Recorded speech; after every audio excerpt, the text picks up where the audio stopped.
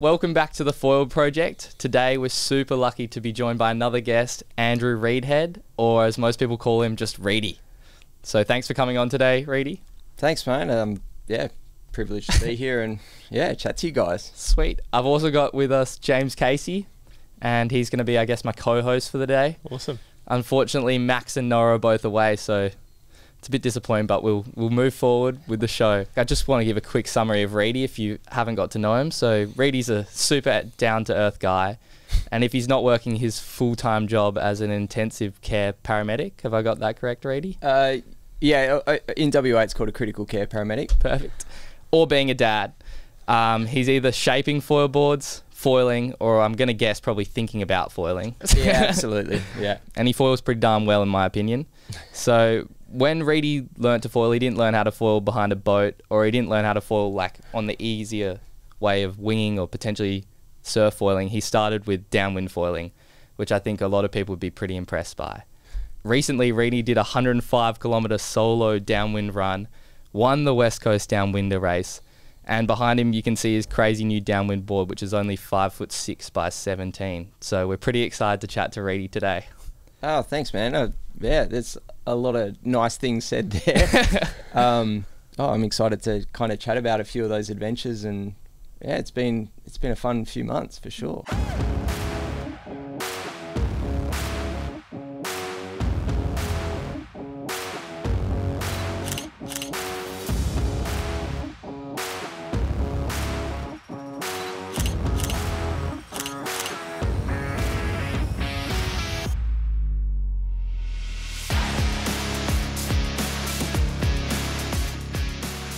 So I think for me, the one that stood out there was, and we talked about it just before we started recording, but learning to downwind foil. Like learn to foil through downwind foiling is that doesn't happen very often. So yeah. I really want to get into that part of the story because... Yeah. Okay, so, you know, lifetime sort of surfer, frustrated in Perth over summer, you know, as a lot of us are, with just sort of a lack of waves and crowds and all that sort of thing. Still love surfing, but essentially I wanted something else, right? Like, and initially I actually bought a friend of mine in Mandurah was prone foiling, and so I actually bought a prone setup. Yeah. And then I bought that setup and then had it for about a week. I went out once and then went, actually, like, I think even summer prone foiling in Perth is actually a pretty tricky way to kind of learn. And so that's when I went into the shop, met Marcus, sort of said, like, I want to do something else. Like, you know, what's out there for me? He said, well, like 2 options. You can do the wing foiling, like, which is super popular and stuff. And then Marcus was like, oh, but like this even cooler thing that I do is like, you know, like using a paddle and going downwind. And like, anyway, the way he was kind of talking about it, I was like, oh, that's me. Like, I want to do that. And he kind of highlighted what the struggle would be kind of going into it and kind of set really good sort of expectations. So I bought the gear, and then because I didn't know already how to foil, like I wasn't giving anything up. So I'd kind of given myself, I thought I'm going to give myself like 2 years. And if I can't kind of stand up and foil for at least, you know, I don't know, like 50 meters or something like that, then I figured that's a good enough amount of time for the struggle and stuff. And then it was just a mindset thing. I just genuinely enjoyed being out there and learning to do it, and just having these really small, like every session I got a tiny bit better. I felt like a tiny bit more glide, or like, you know, or I learned to even just stand on the board in the bumps. Like when I was able to focus on those really small little bits of progression, then it like actually made the whole journey a lot more fun. But it was definitely, it was a longish journey, and it was a struggle for sure. But no doubt. I think like people listening to this will be dumbfounded by like the fact that you learnt downwind foiling, because most people learn to wing foil or prone foil, and they get pretty good at that. Then I think, okay, I'm now ready for the ultimate, which is the downwind foiling. You just skipped most of all those, I guess, easier ways to learn. Like not even not even toe foiling or wake foiling, right? You didn't do any of that. Yeah, no, because what was, you know, like I'm still working full time. You know, I had kids, like one child at that point. So like my time was my time, and so I couldn't be reliant on other people. Like it was just kind of all that culmination of factors. And I don't mind working hard, and I don't mind that I'm not the best. I just got very focused on, and it was an interesting thing as well, because like surfing, you know, for as long as I'm sure we like all have, you know, the amount of video footage, say, that I've seen of myself surfing over the last 30 years, you know, would literally be less than 30 seconds, right? Yeah. And I was never focused really on trying to get better at surfing, or like approaching it in a way where I was continually kind of reflecting on it and going, what can I do different? What can I change? Whereas with foiling, it's been very different for me. I've actually had a lot of enjoyment through just continually reflecting on things, learning things, focusing on specific things. You know, like I think back early on, and just, man, I scoured the internet for like downwind footage to just analyze it. Just, you know, like a few of Jimmy's videos, a couple of Mick McCormick's videos. Like that, early on, there was probably 3 or 4 videos that I was just hyper focused on, that I knew inside and out, that I just, but like that was the way that I kind of had to approach it. But it was definitely hard, but like I got a lot of enjoyment out of kind of approaching it in that way. Yeah. The one thing I was going to say is the way you've approached it, I feel like that mindset of that it's going to be a struggle is a lot. Like, I've worked in the shop and I've chatted to a lot of people who are like going through the same kind of process. And although it might not be quite as hard as like when you started doing it now, that mindset of going, yeah, this is going to be a struggle, this is going to take me quite a while, and I need to just commit to it, is probably the only real way to like get over the barrier and get into downwind foiling now, do you think? Yeah, I think a lot of the guys that are really competent wing foilers, like, you know, could obviously pick it up very quickly, I think. In, you know, the skills that you have to learn, especially once you're competent at wing foiling downwind, like it's not a huge jump. The biggest drama that they often have is they don't want to give up a good day. Yeah. Like it's when you come from a background of like, well, I'm either doing this or nothing, like it becomes a much easier choice. Yeah, you're not giving anything up. Yeah, that's like, right. It's either this or I'm sitting on the beach watching it. Yeah, that's it. Yeah. So like the decision became kind of much easier like that. It was just I think realistic goals too, like you gave yourself 2 years to figure it out. Yeah. And that a lot of people get frustrated because like, I thought it'd be easier than this. Yeah. And downwind foiling isn't easy. No. Yeah. Yeah. It really was about shifting like the expectations, and also like you can have a terrible session, but like you can find learning points in that session. Like you can, like every day, you know, if you stand back and look at it, it's like, well, I just, you know, did 3Ks on my knees or whatever, but it's like, yeah, but like, you know, I almost got up, or, you know, I got to my feet and like I didn't paddle up, but I actually felt a little bit of glide.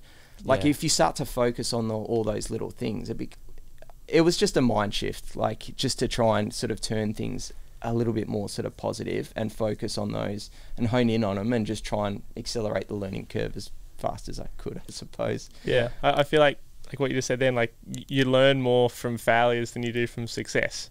Like you analyze your failures and why you failed. Whereas when you succeed, you're just celebrating. You know, you're just like, you're not looking back. You're like, how good was that? You know, you know. So learning from like failing means you've learned something. Yeah. No. Look. I completely agree. And that's. Yeah, and I'm still failing a lot. We all are. Yeah. Wanted to move on to now, Reedy, is like, so you've gone through this period.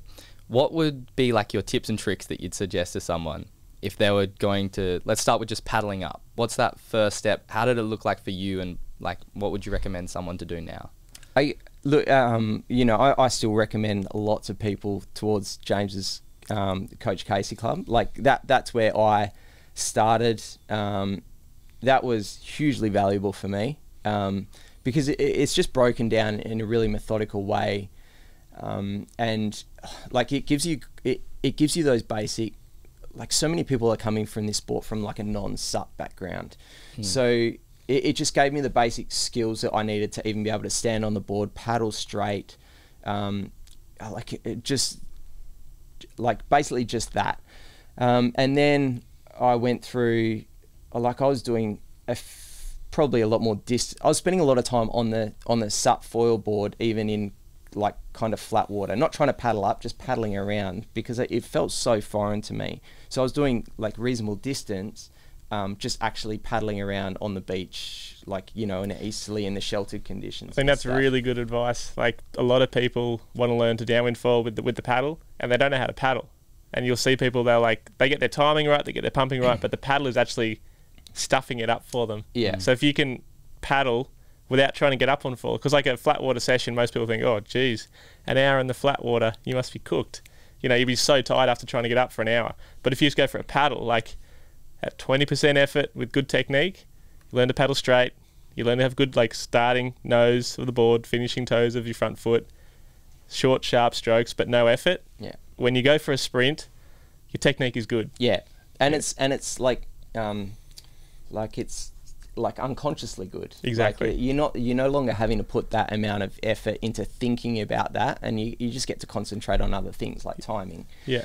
So like that was definitely really important for me. And like I kind of look at all this stuff and I'm like, well, it's all about kind of maximizing the good days. It's all about being prepared for like the really good times. So, you know, I look at that and go, all right, I'm going to paddle around in flat water, then knowing that when all of a sudden it is actually nice and breezy and stuff like that, I'm just going to be a little bit more prepared for it and I can make the most of it. Like, it's just sort of more about making the most of my time. So yeah, I think a combination of that. And then the other thing as well for me was like, don't be afraid to, I definitely see a lot of people get really caught up in like flat water paddling as well. And that's like, that is a thing and it's a great tool. But at the end of the day, there's no real substitute for kind of being, as long as it's safe to do so. And, but like, just spend time out in the bumps. Like, don't be afraid to kind of give it a go, do it in a safe section, do it in, you know, get advice on where it's kind of easier to kind of go and where's a good spot to sort of paddle up. But just spend a bit of time sort of sitting down or kneeling or standing on your board or whatever and just observing what's going on around you, because you can just learn so much, not even from paddling up, but just being out there and just watching and feeling what's going on around you. Like, awareness is something that, it's really important throughout life, but for downwind foiling, like, if you're aware of what's going on, you can read the bumps around you. Totally. It's a really important one. Yeah. I think this leads actually pretty well into the next question I was going to ask. So how are you picking the bump that you go on? Like, what's your mindset through doing that? Yeah, so so then it comes down to me for, like, I guess current day, it depends on what board and what foil I'm on. Yeah. As you can see behind him. Yeah. Yeah. So and it depends on the conditions of the day. I mean, like, ultimately something I love is just a nice, short, steep, big bump. Yeah. You know, that's the thing dreams are made of, like something that essentially almost pushes you up. But like, but there's definitely nuances now to that. Like, if I've got a really small foil that is actually a lot faster, like the paddle up speed's a lot faster than the bumps, then I might try and choose a bit more of like a swell that's sort of coming in, something that's a bit more stretched out, moving a little bit faster. I might try and go for that. Or I might try and look at sort of, I guess, paddling across a bump to then try and, you know, find low points through the bumps to actually get the board speed up. So it does vary a little bit, but essentially I'm looking for something big and not big swell, but like a big sort of wind bump. I guess essentially what I'm really chasing is something steep. Yeah. Something steep with a runway in front of me is what I'm looking for. How do you tell that that's there though? Like, are you looking for it? Are you feeling it? Like, what's... So that's a good question. It's a combination of both. Yeah. And this is where it comes down to, like, I'm looking, when I'm paddling out, I'm looking for patterns. Yeah. I'm trying to know what that is doing in that location as I'm paddling out, because then I'm much more ready for it. I know that, you know, in this particular section on this particular day that these bumps are going to kind of come in threes, but there might be a 45 offset sort of swell, which I want to kind of avoid. Yeah. Like, so it's all about sort of pattern recognition and then sort of feeling, a combination of sort of like feeling what angles the boards are kind of doing and the energy coming underneath the foil, as well as kind of, I'll often look down and maybe back a little bit as well. There's no point in looking really far back, because, you know, what's good back there is by the time it gets to you probably isn't even going to be there anymore. But yeah, it's probably a combination of look and feel. Yeah, awesome. I've been doing a foil camp with some of the local boys here the last 3 days, and the amount of looking back, I just had to stop them all and said at the end of like one day, okay, we've got to stop looking back, because the bump behind you that looks really good, by the time it gets to you, is gone. And think about bumps as like they're either building or they're dying. And if you see an epic one that's breaking like 10 meters behind you, by the time it gets to you, it's going to be flat. Yeah. Because they build up and then they flatten out. And if you can get a small one, if you can spot a small one and find a little small steep one, it's on the build. It's getting bigger. Yeah. And so by the time you're actually up on foil, you're planing, your foil's going. Yeah. Whereas if you're going for a big one, a lot of the time I find I see like, oh, this is the perfect bump. You paddle for it, and it's just too big, and you never get down it. Totally. Or it disappears by the time it gets to you. Yeah, I think and that becomes especially with the shorter boards, that becomes far more important as well. Like you have to be ready for it, because you're not necessarily getting that initial board speed as quickly, so you need to be in the best possible position for it to actually then kind of take advantage of it. Otherwise, it's just going to move straight underneath you. Yeah. The other thing I'd like to pick on what you said just before, Reedy, is you were talking about how you're analysing what's happening in a particular area.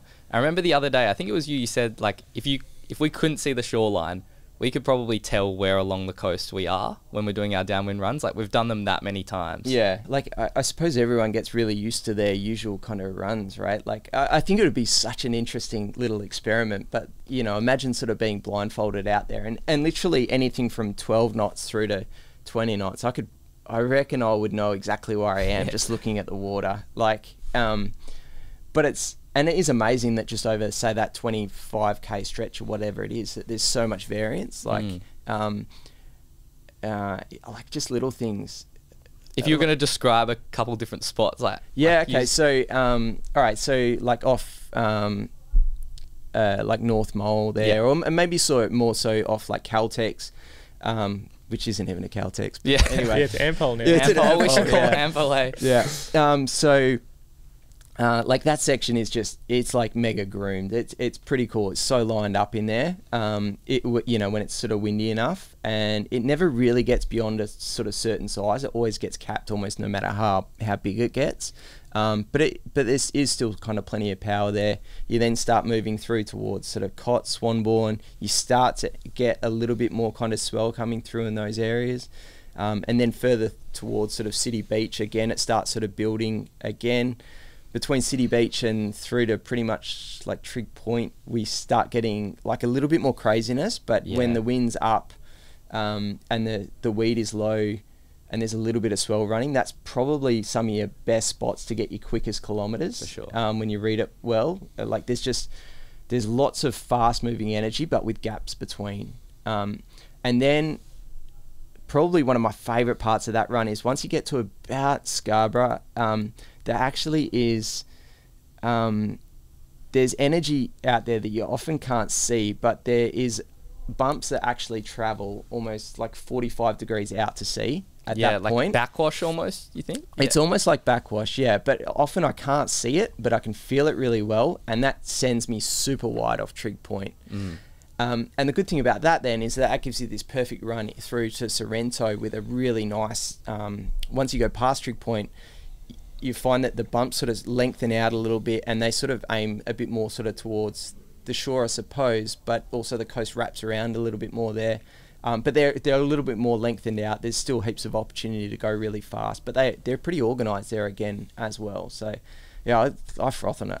Even though we do the run so often, it's such a fun run to do. It's interesting, the little nuances that for the run, and to me, I wanted to talk about East Coast versus West Coast, and basically Sydney versus Perth. There's a lot of crew that I coached that came over for the West Coast Downwinder. Yeah. And they were saying how different it was, I guess, to the runs we have at home.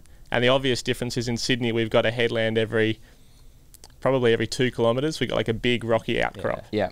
And whereas here, you've got a few groins, but it's pretty much just long beaches. There's a little bit of there's a little bit of a rocky outcrop at Trig, but otherwise, it's a long beach. Totally. It was so cool meeting. So there must have been 15 or 20 of them almost that came over. Yeah. So Yeah. and it was wicked to see. A lot of them, I think, got a lot better while they were here. Oh, for sure. Which was so cool to see. And it was rad to be able to exchange stories and for them to experience kind of what we have here. And I think yeah, like you could see by the end of the week and stuff, they were certainly a lot less concerned about, you know, things like paddling up and like, you know, they knew they could get up at any point along the run, which often might not be the case where they are kind of at home and stuff. So like, you know, they talk about these sort of like full no fall zones and all that sort of thing. And it's just really not the case here. So we're super lucky from even a logistics standpoint. Like, you know, we've got a straight coastline to do a tide drop. Yeah, totally. And then the other big thing, especially during summer here, like you are safe coming in at any part of that coast. Yeah, like that you know, it's not the same where you're from. So, I guess in Sydney, to me, like doing a few runs the last couple of days, and in the past, Sydney to Perth, the biggest difference is the backwash and the water depth, which I hadn't really thought about that, but the depth here in Perth, like Metro, is it's pretty shallow. Totally. Like the whole and basically what that means is the bumps will stand up more, so they're steeper.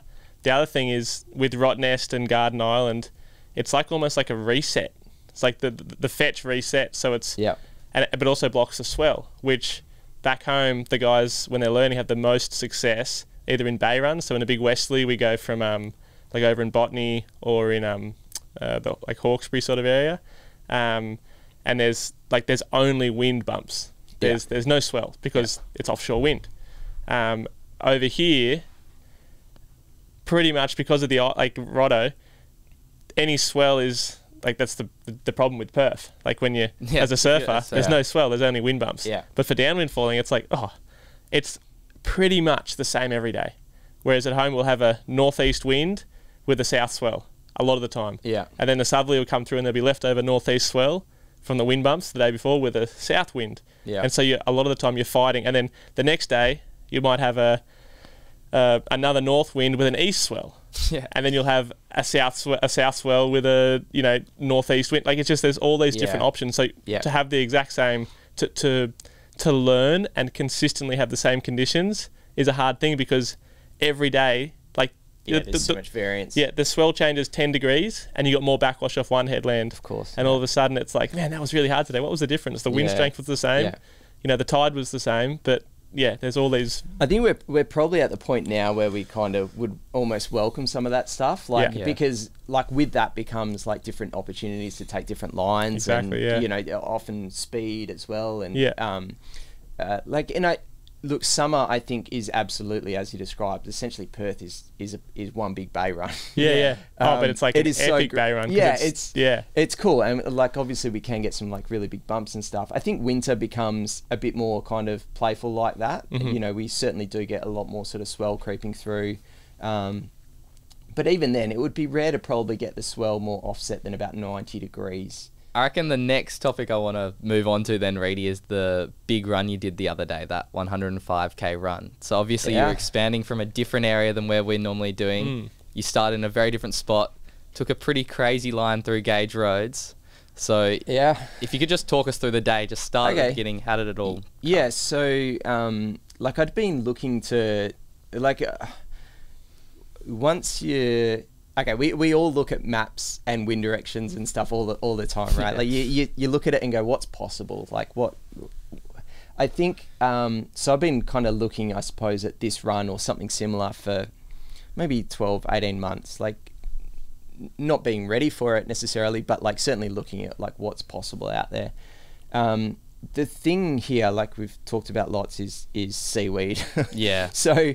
And the problem with doing a lot of these longer runs is definitely like the unknown is always going to be seaweed. I know you guys encountered plenty of it with your long run over here, and so generally speaking, early season is definitely the best and most predictable for the weed. Like I don't know if it's related to the slightly colder water temps before some of that ribbon weeds had a chance to sort of shed from the different areas, but it's definitely the most predictable time as far as when it kind of comes to downwinding with the least amount of weed, so that October-November sort of time period. So that was kind of my first thing, is I wanted something in that sort of time period. I needed it to be the right wind, not too crazy a swell, and then also for it to fall in that sort of time where I know the weed is going to be kind of not too bad. Yeah, not too bad, just manageable. So the plan was to actually, I was hoping to do it the day after I did it, but I couldn't but it's like I work shift week, so it was kind of a midweek thing, and I just Marcus was keen but couldn't get the time off, and so was logistically becoming pretty sort of tricky, and I couldn't sort out the logistics for the day after. So the day before, the day I actually did it, it kind of looked good enough. Unfortunately, it turned out to be a very good day, but so that was kind of. So I only really made the decision I was going to do it the night before, after pleading with my wife to drop me an hour and a half away with a toddler in tow. But so that was kind of it. I knew it would be possible. There was a lot of, I suppose, planning going into, all right, well, what if I get around the back of, particular location and I run into, football field size amounts of weed, like what's my plan? And so like I became pretty kind of comfortable with all that. Like I tried to mitigate some of the risk by, using like my longer board. So take a lot of the effort out of the paddle up, use like a bigger foil than I would like necessarily use day to day. And so like I just tried to mitigate some of the risk there. And then I planned out sort of how much water to take, how much food, and just roughly what I thought.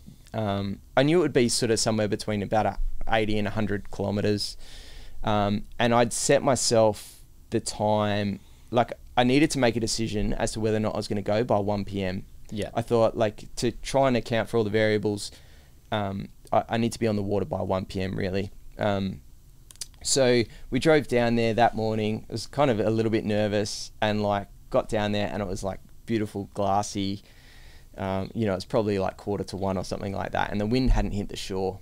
And so I was definitely a bit nervous because I didn't want to drive all that way and then not do it. But I also didn't want to go like leave it too late because that was going to be a mare. So for those that don't know, I went from a place called Dawesville Cut, so just sort of south of Mandurah, and ended up going through to like Pinaroo Point, so a bit past Sorrento. But with the line that I sort of had to take was going to be around sort of Garden and Carnac Island. I think it's possible to do on the inside of those, but you'd probably need a much windier day. The fetch resets. Yeah, it's pretty sheltered. It would be all of a sudden offshore again from about Rockingham, and then it would be, I think, totally doable. But it's not what I wanted to do. Yeah. So, so I got to the beach and like surfers out. It was like 5 knot easterly. It was like actually pretty good like waves and stuff. So I was definitely pretty nervous, and then. Literally refreshing the live wind graphs every 3 seconds. We've all been there. Yeah. So, but also trying not to show sort of, too many nerves in front of the wife and stuff as well, So, anyway, but then probably at about 1 o'clock, literally about 1 o'clock, the breeze hit the shore and it was good. It was 15 knots pretty much instantly.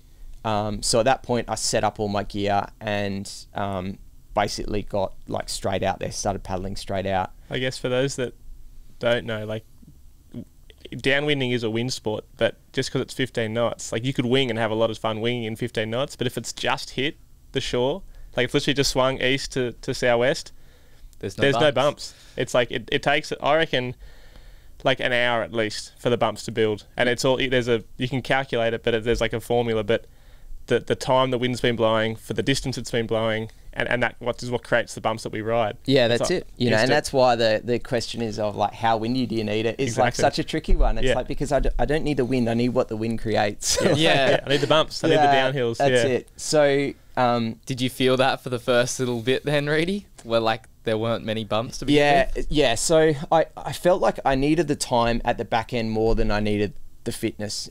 Okay. So like I knew I was willing to take a hit at the front end, like and knowing that I'd be working pretty hard for a while, but I just felt like I needed the time up my sleeve. All right, so just about to start a downwinder heading from Dawesville Cut to hopefully Sorrento, but we'll see how we go. I've got probably 6 hours of sunlight, and the trip I think will be somewhere between 80 and 100 Ks. So I got out there and so I was riding the longer board, 7.6 and the 770R, 75 mast, medium fuse, 150 tail. So like so a good setup, and was able to kind of paddle up pretty well, like able to paddle up straight away. But it was the first 10-15 Ks was probably the hardest 10-15 Ks I've ever done. Yeah. And it just because, and you can kind of see it from my track, but I think my initial track for that first 10 Ks, I was aiming west of Rotto. Yeah. And it was just because that was the angle I had to take to. There was no bumps. Like there was definitely a bit of wind assist, but like you're pumping for a minute, gliding for 3 seconds, pumping for a minute, gliding for 3 seconds. All right, well, so far there's far more ribbon weed than I was hoping for, and I'm having to cut pretty hard. Getting to the point now where I can glide for at least a few seconds. And I'm hoping this wind picks up a bit, to be honest, and just gives me a bit of a break. And this is almost the problem with, like, you build a fast foil, now you need fast conditions. Yeah. Totally. You know what I mean? So, and when there's no wind, it's like, well, now we just need an efficient foil. Yeah. And, like an efficient foil that you can pump through the, like, you would have been going up and over bumps. You know, and like, 100%. At that point, it's harder to go up and over, and by cutting out to sea, you're running like along the trough. Yeah. So you're doing like you're setting yourself up in your head. Okay, I'm setting myself up for later in the run, but I'm not going over. Like I'm literally running along the trough, and it's easier to do. Yeah, that's right. Yeah. So like the point of cutting that line was that's the path of least resistance. It still sucks. Yeah. But it's definitely the path of least resistance. It would almost be crosswind at that point, but because it's the wind's creating that trough, you're running along. That's right. Yeah. There's no speed bumps. Yeah. Yeah. The other thing that was tricky as well was in that section there was actually heaps more ribbon weed than I was hoping for, and like that destroyed me. Like I was at that point you start going in your head going, oh my god, I'm like second guessing yourself. Yeah, I'm like, I knew that I really had to make a call before I got to say like Rockingham or is it Shoalwater or somewhere around there. Like I don't want to go around Garden Island if I know I'm in trouble as far as like weed goes. So that was kind of part of the planning. But fortunately, once I got through that kind of 10-15 Ks, like my back quad was cramping pretty bad. Yeah. But after that, it just got better and better and better. Yeah. So it like the conditions really started to kind of kick in, and then I knew the line was okay. I knew it was plenty wide enough so I could just surf. And it was actually really cool to be able to do a run where, given the two options, okay, do I pump and kind of get that bump over there, or do I just like turn and just go the one behind? Like all of a sudden when you're like just full blown efficiency foiling, or as much as you can, like it's not something I've often done, and it was actually really cool. Like I really enjoyed it. It's like such a cool way to foil. Yeah, like when I was training for the world record foil I did a few years ago now, it was a super different way to foiling. Even like race foiling, you'd think it'd be similar to that, but it's like it's so different. So opposite. Because like race foiling, you like every up and over you'll take. Yeah. Surf foiling, you're just turning, and that's like super inefficient to be turning as hard as you can when you're downwinding. Yeah. But if you're doing a 10K run, make the most of it. Like 100%, you got the legs. Whereas if you're going 100 Ks, which is pretty much nowadays, it's like 4 or 5 hours minimum. It's how can I glide and do as little effort as possible, like stand there and just be like, and when you tap into that sort of style of foiling, it's really pure, I feel. Like it's just like path of least resistance. It's cool, yeah. I really enjoyed it. Like it was interesting going back through some of like my heart rate data. I think for the first 15 Ks I was probably sitting at like 180 plus for that time. Not really maintainable for 5 hours, is it? not for me. No. Nah, like similar to my experience, like the first bit's always the hardest because you want to give yourself time for the end. Yeah. And to get the hardest part, I think, for these longer distance foils is finding good forecast. And if you can get 100%, if you can find 12 hours of good conditions, let me know, because let's do it.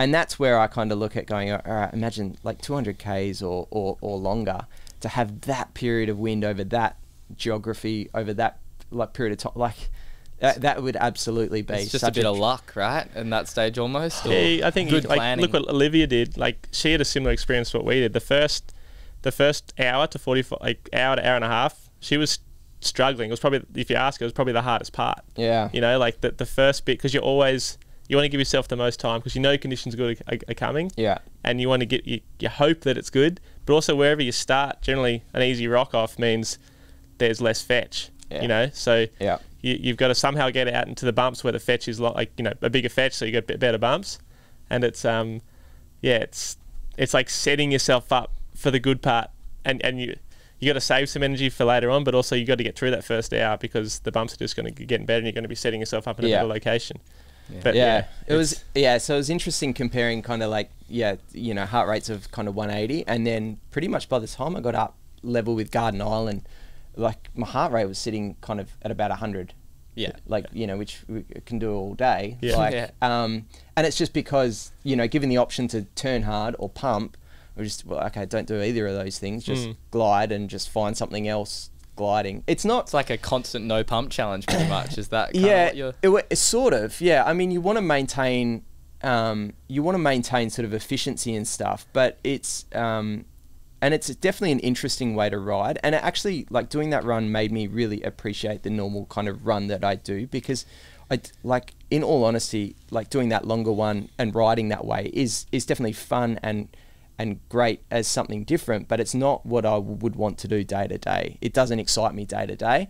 I'd much rather get a decent workout, turn much harder, get the heart rate up higher, like, but it's just different for different people on different days, and like, it's just a preference thing. Yeah, it's like it's a sprinter versus a marathon runner essentially. Like, if you've only got like a 10k run's like 20 minutes, you know, like, so you may as well stretch that out as much as you can as you turn harder, and don't be as efficient, but just like make it like it's like a surf session. Yeah. Rather than a... I'm just like big on doing like what feels good. Yeah. Like, it doesn't have to look the best or whatever, but like do what feels good on the, like, what you're feeling on the day. Yeah. Like, and that might dictate your foil choice, your board choice, and just like the way you kind of approach the bumps. Like, I reckon that's where the sport's going. Like, you know, today I want to have a bit of a mal cruisy session and just glide everywhere, and then today I just want to be full shortboard ADD and just turn off everything. Yeah. And if it means I've got to pump 100 meters to get the best bump, like, to try and turn the hardest turn I can do, then like, I'm into it. You got to Garden Island. What happened from there? How was the water conditions and things like that? During that stretch, like, there was ribbon through the whole run, and there was actually like big chunks of seaweed through the whole run as well. So that was probably responsible for most of my crashes. Just hitting, you know, solid lumps of seaweed that just send you flying. But the bumps out there were epic. It was actually really cool. It was a bit like kind of foiling to Rotto and like Thompson's Bay and stuff. It actually became quite shallow, that amazing kind of blue water over the shallow reefs and stuff.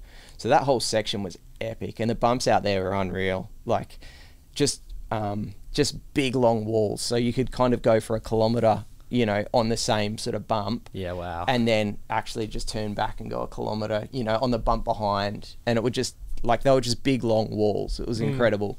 Like, size-wise at that point, probably, I don't know, maybe like kind of head high, so like a good kind of size. And there was a little bit of swell coming through there as well, but it was generally just full glory kind of standing there. Yeah, it was epic. Yeah, it was pretty cool. And like, at that point there was no hard cut or anything like that. So then after that, there's kind of like Carmack Island's the next little one. Carmack, yep. And so you cut around the back of that as well? Yeah, so I went around the back of that, and then I was between another island and Carnac, and that's when I then started to make the right hand sort of cut back towards our normal sort of run. Yeah. So around the back of Carnac, that was all fine as well. The cut going right was interesting. That was like something I hadn't really experienced before. I was giving the boys a hard time the last few days. Like, people in WA only ever cut left. Yeah. Because your winds are always southwest. Like, well, you know, 90% of the time it's southwest. Yeah. Whereas in Sydney we go northeast and southerly, like 2 or 3 times of each of the runs each week. So you get a southerly front come through, then a northeast before, then a southerly front, and so we get left and right all the time. Yeah. But we're full Zoolander over here. Yeah.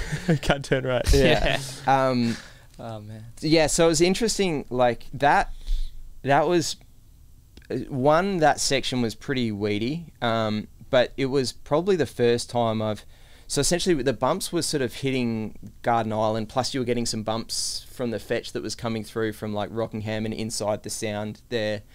It was probably the first time I've ever wished I had a longer mast, essentially. So what was happening was the line between my board touching down and not having a wingtip out were it was all happening like the water was going everywhere, and I was really struggling to keep the wing in the water.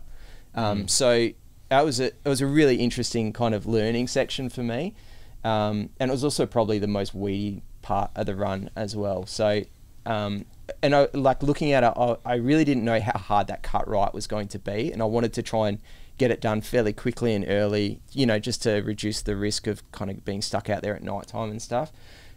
So I cut pretty hard across towards sort of Freo at that stage.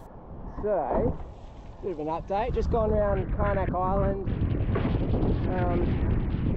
So that's kind of more of the sketchy bit done. I don't know how far I've gone, maybe 60 something, maybe 60 around there. It's been good, it's been really fun. The bumps are sick, like I'm really not doing much. Still got heaps of food, still got heaps of water.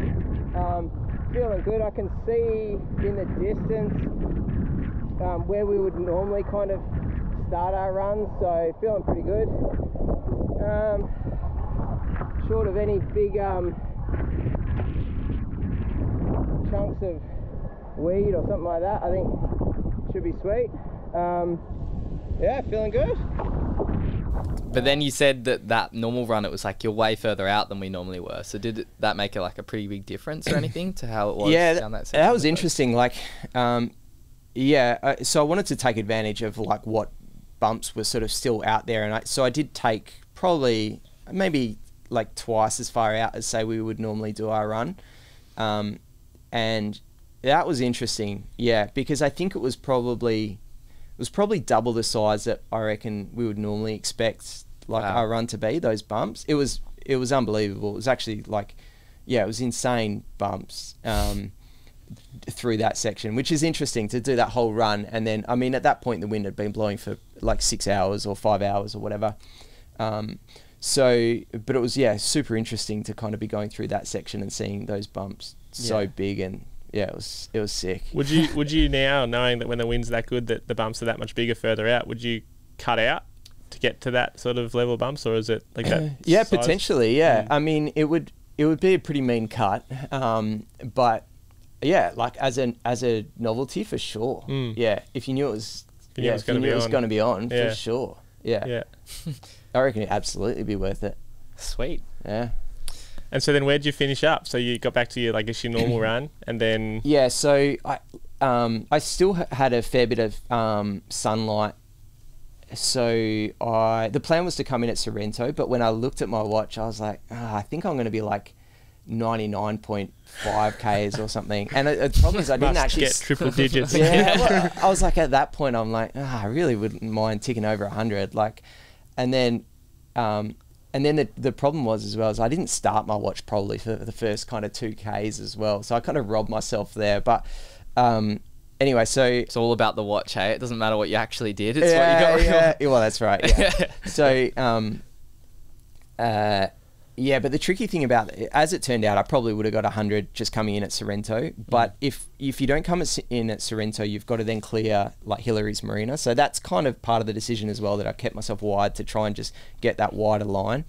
And then sort of essentially I ended up coming in at Pinaree Point, which is sort of the next headland on just from Hillary's Marina. And once I got past Hillary's, like the bumps definitely sort of died down a fair bit. Yeah, it's kind of... There's a reason you finished at Hillary's. Yeah, totally. Yeah, I think it's just the way, because of the angle of the swell and the way some of those outer reefs block some of that swell coming through. Yeah. Like the bumps just definitely got a whole lot smaller, and it was still fun, but like and fine. But it definitely made me, that whole run really made me appreciate what it is that we get to do sort of day to day. Did you find that the local run is that the money? Is that the best 20-30 Ks on that coastline from, or are there sections, like which was your favourite section, I guess? Look, purely from a novelty perspective, the back of Garden Island was epic. Yeah. You know, that was enough time period for the wind to have generated some really cool bumps.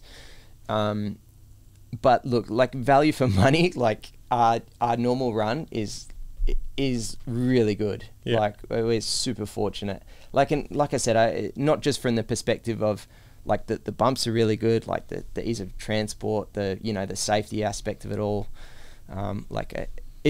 That run just really made me appreciate like what we have. Yeah. Which was a really cool takeaway point from it. Yeah. Epic. Yeah. I reckon the next topic we can move on to is your sort of board design. So obviously that big 7.6 is a 7.6 board. Yeah, that 7. was Yep. perfect for the race. I mean, so perfect for racing, perfect for like doing the long downwind runs. But it's not what you normally ride. So what are you normally riding on the day to day? Yeah. So so I've been playing around with kind of making boards now for pretty much like almost since I started foiling. Yeah. And then with that, I guess like when making boards is a hobby, you don't mind experimenting and playing around with different things, constructions and shapes and dimensions and all that sort of stuff. So I'm like being fortunate enough to try lots of different boards and kind of work out what it is that I like and just so the 7.6 definitely isn't my favorite board. It's probably my favorite to look at, obviously with all the family artwork on it, but definitely my favorite board at the moment using day to day locally is the one behind me, which is the orange one, which is 5.6 by 17.25 and about 82 litres. Yeah. So this is sort of like previous to this I had a 5.4 by 20.25 and that was 76 litres.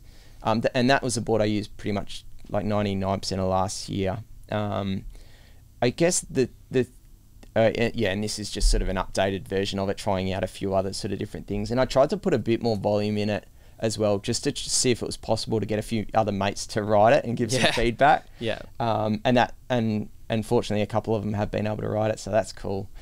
But yeah, so it's just what I like, essentially. Like I've played around with longer boards. I've played around with obviously shorter boards than this one, but for my run that I know sort of fairly well and the conditions are good for paddling up in, I want to be on the thing that just to me feels the best. And that for me has been these sort of shorter boards. It's not necessarily, I don't even... It's not in fashion.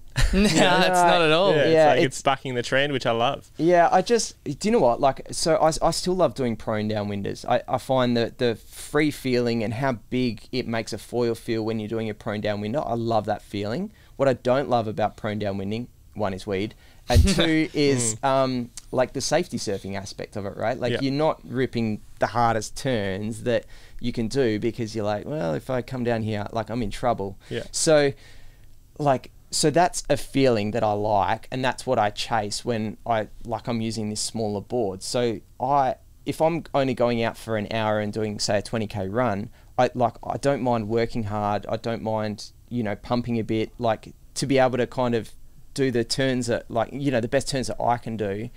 Like that's what I'm chasing. I love that feeling of being able to turn a board and put it wherever I want, just with my ankles, and not have to fully muscle it and worry about nose, tail, rails, all that sort of stuff. Like it's definitely not the fastest. Like I'm much faster on other boards, even once up and riding, because this is going to be far more pitchy. But it's just a feeling that I like. Yeah, I think we were chatting earlier, and like the size of the foil that you use is actually going to affect the board that you want to use as well. So if I'm using a foil that's too big for the conditions, I'm going to want to be on a heavier board, like a bigger, longer, heavier board, because it's just like that swing weight almost stabilizes everything out, and you can kind of. Totally. Whereas if you're chasing that whippy surf sort of feel, the small board is going to be nicer because it's lighter. It's less surface area, less likely to bog rails if you're turning. You're changing your pitch more. So I think it's just a different way of doing things. Yeah, and so the thing is, when conditions are really good, you can get away with a whole lot more. I actually don't mind a bigger board when conditions are pumping and big, because it tends to sort of dampen out lots of things, and so for me it's all about it's about being able to make the most out of all the days that I get. So I want something that I can take out in 10 knots or 8 knots or you know, or like a tiny conditions as well as sort of big conditions. Like, so when you open up that kind of that range in the days that you sort of can go, like I would just rather sort of pump that down the coast rather than a much bigger board. And then all of a sudden when it's a bit lighter and smaller, like I can turn more. Yeah, like, cool. And that's like, to me, that's what it's all about. It's all about surfing. I think, you know, this is still a really new sport. People, and rightly so, are still very, their focus is paddling up. This is not the optimal board to paddle up. No. Like, there is compromise there for sure. But you know what? You can train to paddle up, and it actually paddles up better than most people think. It's a different technique. You know, I know on my longboard, I can generate, like, the board speed I can get with that through a paddle is awesome. Like, and then you know, the subtlety of actually popping it up is pretty simple. Whereas with something much shorter, I max out my board speed very quickly. So the subtlety all comes from the actual kind of the bounce and sort of manipulating, getting more board speed through the bounce, and then actually kind of manipulating it up onto foil using your, you know, your paddle as something to lean on, right? Yeah. So like there's just different techniques to it. So I don't think that firstly it's quite as hard as people think it is. It's just a different technique. But I reckon eventually we're going to go into this period where all of a sudden people are probably slightly less concerned about paddling up, and then and maybe they will still then want a longer board because that feels better to them. I think it's just all about choosing, like, whatever it is. You know, when you go out surfing, some days you want a mal, some days you want a short board, and it's about a combination of what the conditions are doing, what gear you have, and then just what sort of mood you're in. Like, Yeah. So like, I reckon that's the direction I see it going. So I do see it diversifying a little bit, and maybe that means some people could go back to shorter boards, and maybe it means we go longer again. Who knows? Like, Yeah, I remember when Dave came out with the Barracuda, and I was like, I was still paddling up like a 6'3" at that point, you know, and that was, I'm like, okay, well, what's the advantage of these longer boards? And I had to try it to find what the benefit was, and definitely it's easy to get up, and I think when you're learning, that's the most important thing. oh, it's king. You know? Yeah. For sure. And then, but then once you're up, from what I've found personally, going, like for me, the board I've sort of settled on a 7.6. I've tried something as long as I think 8.4.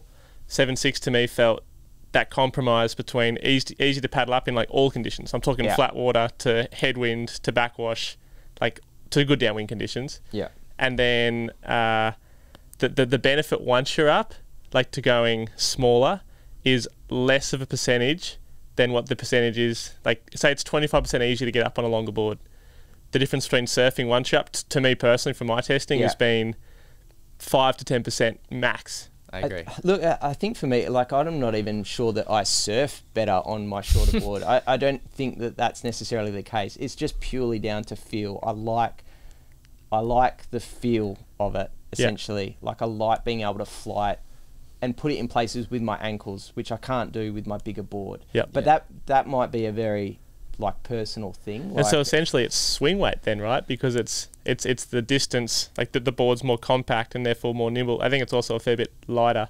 Not sure if you want to share the weights, but it's... Yeah, so that orange one is, I think that one came out at 3.4 with pads on. So it's a very light board. crazy light, yeah. Yeah, and like, but obviously with that is compromise, right? Like, so building different boards now and learning, you know, this is not a board that could ever go into any sort of production because you're going to have warranty jobs. Yeah. Instantly, you know, if I hit this hard with my paddle once, like, it's a repair. Yeah. Like, and that's, but that's something I'm kind of comfortable with. And so... And then what's your 7.6 in weight? That's 3.7. Wow. Still super light for what it is. Yeah. So you couldn't paddle a 4 kilo board up. It'd be too hard. Yeah, too hard. Yeah, I don't have the shoulders for it. Yeah. No, I still get to do lots of testing with Marcus and stuff like that, and like obviously like paddling a lot of the Synovas and stuff, and they're sick boards. Like, yeah, I just love trying new things, you know, like I learned so much from all of them, and they've all got their little kind of differences and nuances, and yeah, it's rad. You know, and chatting with, like I chat a lot with like Belly, local board builder, and chat heaps with Ben Tadra as well, and just and Marcus too, like just sharing ideas. It's the best. Like it's such a fun. Oh, froth on it. I just Yeah. love. I just want to go back to the so 300 grams difference between the 7.6 and the 5.10. Yeah. Width difference is an inch. pretty much it's just- slightly over. Yeah, Yeah. the long one's 16, the short one's 17. and a I'm just quarter. trying to like. So, Yeah. so what do you like? What do you feel the biggest difference is from the short to the long? In like, once you're up, I guess. Yeah. So once you're up, it's just, I guess, essentially touch points, and for sure swing weight. Yeah. Because it's just further away from you. Yeah. It's spread out further. Yeah. But in all honesty, like maybe I could overcome that with just riding it more. Like one of the reasons why I took that board on that long run was, and the same with that foil, was because a week or two prior to that we did a race and I did terribly. Like I fell off. Like, I mean, it's pretty kind of west day and tricky conditions, and I'd only ever paddled that board once. Yeah. Prior to the race, and then because I'd just never prioritise it, and that foil I'd never used in over 12 knots, and Yeah. I fell off that many times, and just I didn't know what I was doing. So part of the reason of doing that long run with that gear was like, well, dial it this, in. yeah, this is like just a way to get 5 hours on this gear and try and work it out. Like, Yeah. and I wonder if because there's a bit of like a bias. So if I know that I'm like, I guess, you know, you try to go like for your fastest K, or you're trying to surf as much as you can. You put on equipment to suit that style of riding. yeah, Have you ever used the big board and tried to surf as hard as you can on it? no, So and you wouldn't and you've never probably used the small board to go like you wouldn't use like a big foil with your small board because like a bigger span because you want to surf on that. yeah, it's Yeah, that's what I'm trying to get at. Is Yeah. like if like a lot of people say, okay, I've done some testing. I put a shim on. I shimmed my tail negative and it went faster. But they only put the shim on to negative because it was good conditions. yeah, So it's like you're creating the result before you even for sure. get out there. Like, so it's good conditions. Oh, I better put my small tail on. I'm going to go faster. But have you used the bigger tail in the same conditions to go faster? It's like you've pigeonholed. You've got conditions for the boards that like in your head. Sort of, yeah. I guess I have, yeah. I mean, the thing is, like, you know, say if I was heading over to Sydney tomorrow, I wouldn't bring that small board, like, because to me, the risk of not being able to paddle up, or, you know, like it's not going to be worth it. And, you know, not knowing the bumps, it's not, it's not like I'm going to be surfing flat out anyway, you know. Yeah. So it's kind of like, so I suppose it's sort of, like, I just feel like they kind of all have a place, but I don't mind throwing, like, I still like the feeling of having a bigger foil on that board. Yeah. And again, it's not necessarily because I can kind of surf harder. It's just a feeling. Yeah. Like, it's just, The Yeah. responsiveness sort of thing. It almost feels Yeah. like that's quite kind of, because I got a chance to try it yesterday, Reedy, and Yeah. it felt like, you know, you do something and like you describe it, it happens straight away. There's no like delay or anything. But Yeah, sometimes whereas I definitely feel the bigger boards and definitely thicker boards. Everything's like, it's like dulled, you know? Yeah. It's like you do your turn, you're like almost got to like, you're waiting for, okay, here we go, and then you can lean Yeah. into it. Whereas the little ones, it's like you go from big board to a little board and it's like, whoa, you know, Yeah. it's moving so fast now. Yeah. Twitchiness. I'm kind of, look, I'm keen to try everything. Like, that's the thing. Like, Yeah. it's kind of, you know, already I've done that one, and, you know, it's only been in the water for a couple of weeks, and it's like, ooh, what's next? Oh man. Yeah, there's a lot to explore. Okay, Sure. let's go on to probably maybe the last thing we talk about before our cameras start dying again, which happened in the last one. So let's go. We talked about, you tried that big board for 100 Ks, and you said the first race that you went in, you couldn't really do it. I feel like the 100 Ks had a good result because the next race you did, you won it. So what changed? What was your strategy? I guess I suppose so. Highlight conditions for the day. It was a pretty reasonable day, right? Like, it was kind of. This is the West Coast Downwinder, by the way. Yeah, West Coast Downwinder. So it runs from Port Beach through to Sorrento Beach, which Jimmy obviously won last year. Yeah, I couldn't get over. Coldplay ruined my plans. Yeah, I did think about maybe uploading a video with Coldplay playing in the background. But, I thought that might have been a bit rough. Yeah. So that's the race course. It's done in conjunction with lots of surf skis, and it's part of like a much bigger series. So, but the race ran pretty early from memory. I think we were you know, started around sort of 2:30, somewhere around there. I think so. Yeah, maybe so closer to. It was gonna start really early, and then they sort of put it back a bit. Yeah. And I guess over that period of the run, you know, we've got some pretty varied conditions. Weed was a bit of an unknown. So there was a lot about that race that probably favoured me. Like, in all honesty, like, I got pretty lucky.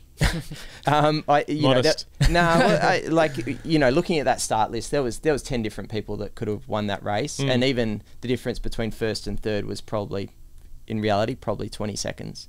So over a 1 hour plus race, like, to have, you know, it's maybe 20 seconds separating top three.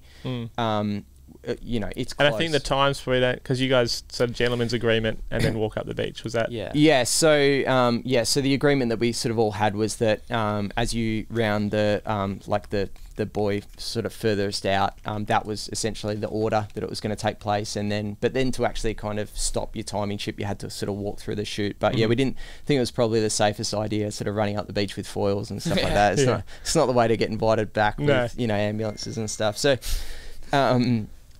so I think the conditions when we got there, it was pretty crazy, actually. The amount of foil and board swapping and stuff like that, you know, the full mind games. Everyone was getting each other's head, hey. It's actually pretty fun sitting there with everyone going, oh, you should use this. And then you're like, no, I'm going to stick with my game. But then, like, that little voice in the back of your head going, you should go smaller. It was a full product of you know, sitting there for too long, essentially. So, look, I mean, you know, I've got one board that I'm going to use. I'm not going to take a 5-6 out there.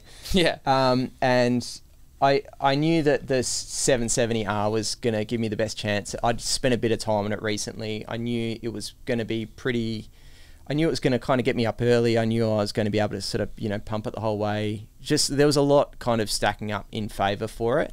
And probably the other thing that sort of works well for me is that, like, a lot of my runs I have to do before school pickup. So I do a lot of runs solo if others can't come with me, and where I'll say drop a car at Sorrento, I'll then ride home, and then when the wind comes in, you know, like pretty much just as it comes in, I'll walk down from my place and do a run from City Beach through to Sorrento. So I do a lot of runs in kind of that 15 to 18 knot wind, but before bumps have actually gotten above kind of knee high. And that was pretty much the race conditions. So and then we got out there. I kind of just stayed on the gear that I was planning on. I hadn't really dialed in my mast position. For some reason I never mark up my board and then guess every time. So I went out and just did one kind of flat water paddle up to try and sort of dial that in, and went, okay, that feels fine. And then we went out for the start, and the gun went, and I actually got up instantly, which was cool, and then fell about 30 meters later right in front of Dan. Cool. I was like, and I don't even know why, in all honesty, but I've done quite a few of these races now, and I've never really done something, like, I'm genuinely not really concerned about position or placing, but like I want to do well. I want to do something that represents like what I can do. And that was kind of really the goal of this race, like just do something that just is somewhat representative of like the amount of time and dedication you put into.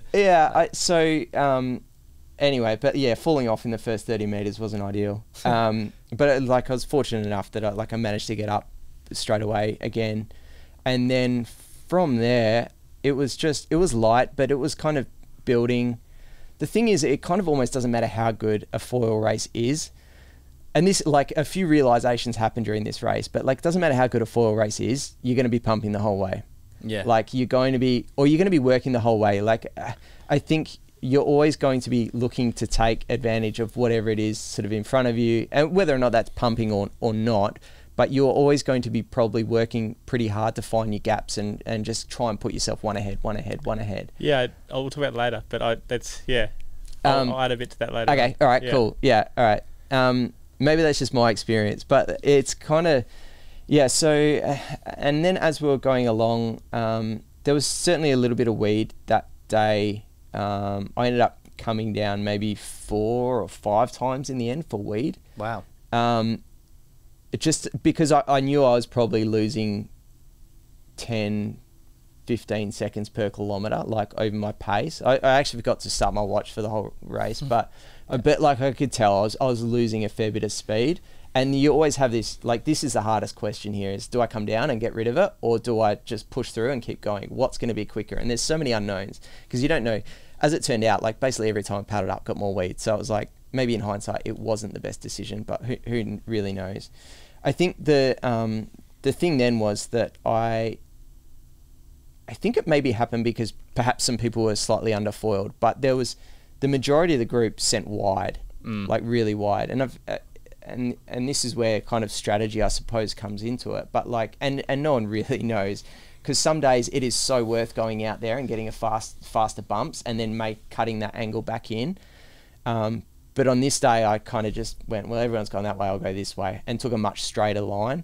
And fortunately, it sort of played out in the end. But I reckon, so Marcus and Craig, I could see them pretty well for the whole race. They were sort of slightly ahead of me, but maybe sort of 500 metres further out.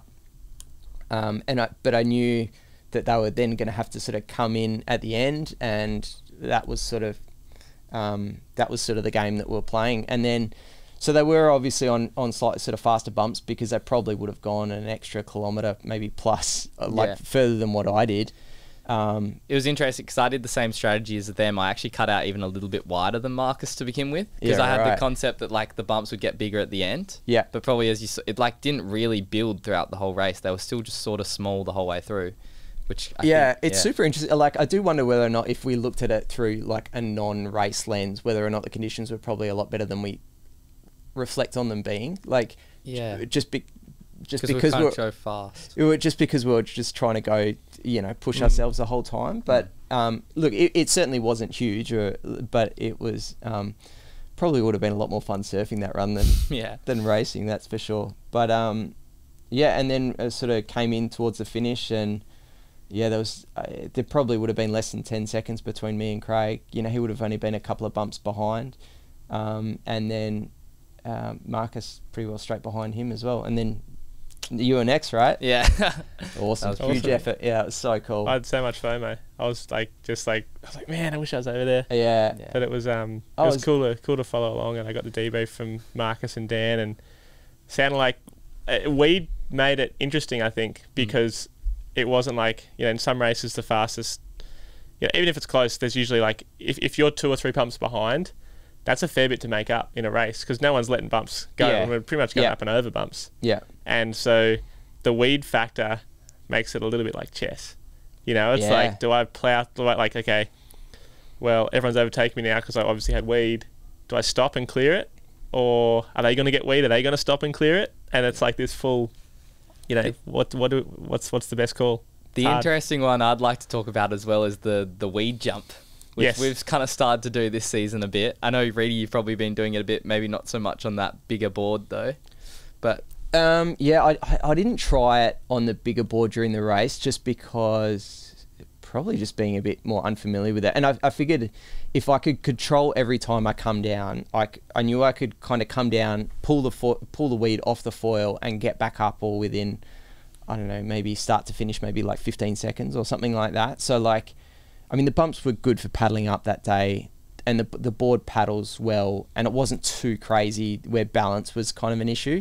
So I knew I could do that much quicker rather than actually potentially like full kind of jump and then yard sail and then kick it out and then have to kind of collect myself and grab my paddle again, or whatever. So I definitely thought about it, and certainly for our general runs, like clearing the weed, that like the air is for sure a game changer with that. To me, Zane started that last year when he was over. Yeah, I here. agree. He was just like boosting and just like, flat dropping and then just falling away. And I don't think it clears 100% of the weed, but definitely, it doesn't. Definitely displaces a lot of it. Yeah. Because I had the opposite strategy to you, Reedy. I was like, I may as well just try to do some jumps in this race. And the first one I did outside of Swanee when I had heaps, and it worked so good. It like, I went up, came down, and it was all gone. I was like, this is sick.